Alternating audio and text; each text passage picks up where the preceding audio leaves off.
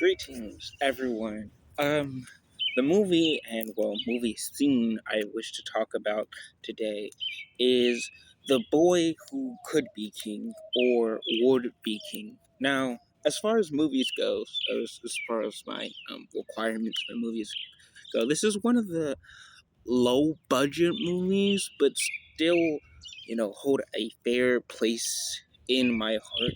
As a kid, I loved the story of Lemore D'Arthur. Uh, the French part, I speak a little bit of French, but it's still hard for the pronunciation. The Lemore D'Arthur. I think that's how you say that. Maybe not. But yes, growing up as a kid, I loved those stories, and this adaptation, really, for the Arthur series is, still not the best. I've yet to see a very amazing, over the top adaptation of King Arthur. Of all the ones I've seen, there's never been satisfactory, so to speak. They've been good, but not like great adaptations. There's definitely always room for improvement when I see those movies. Anyways, the scene I wish to talk about is the scene where the kid is about to leave on his little quest. And before his mother finds out, as movie mothers do, you're 12, you can't go on this quest, blah, blah, blah. You're also making this up. It's not real. You're going through this stuff. Just go to bed, blah, blah, blah, whatever.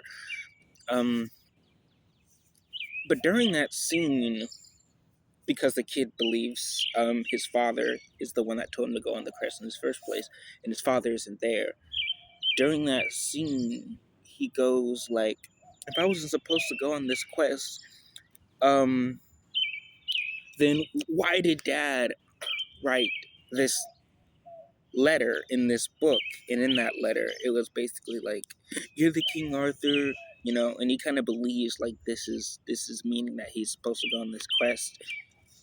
It sort of doesn't, but again, we learn that later. And his mom goes, "It's because he loves you," and then he goes, "Well, then why did he leave?" And then it's just silence. And like I said, again, it's one of those scenes from one of those low budget movies.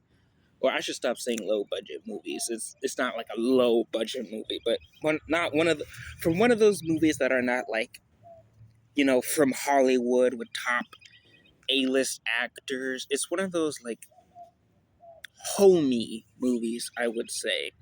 And then it just has that scene that's just really captivates you and pulls you in. Like Spy Kids. A lot of people, when people hear this, they think of Spy Kids when the guy goes, "You think God hides in heaven because he too is scared of what he's created?" It's scenes like that that's just like the movie thus far is just like either okay, good, or great. But then that scene right there is just amazing out of nowhere. But I should again stop saying that because there are also quite more scenes like that where it's just blown away. Um, Anywho, the reason why. Oh, geez. It's always the car that has no business being that loud. Anywho, um, what was I saying? Jeez, what was I saying now? Oh yes, what I think is the scene is important is that during through the entire movie so far, it's really this kid believes a story that's not true, or a fantasy, if you will.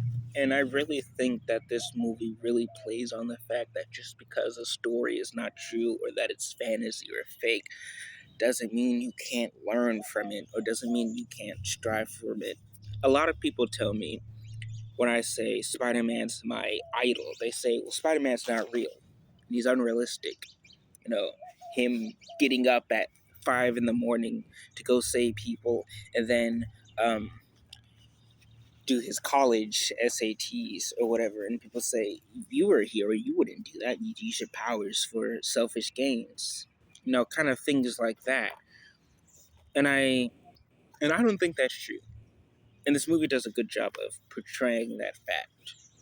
I feel like a lot of media, movies, and fiction we can really learn a lot from, and we can really strive to be for. And just because it's fake or fiction doesn't mean we can't yearn from it. Just because someone is dead doesn't mean we no longer have to listen to their words, and so on and so forth. But that's just the scene in the movie I want to talk about today.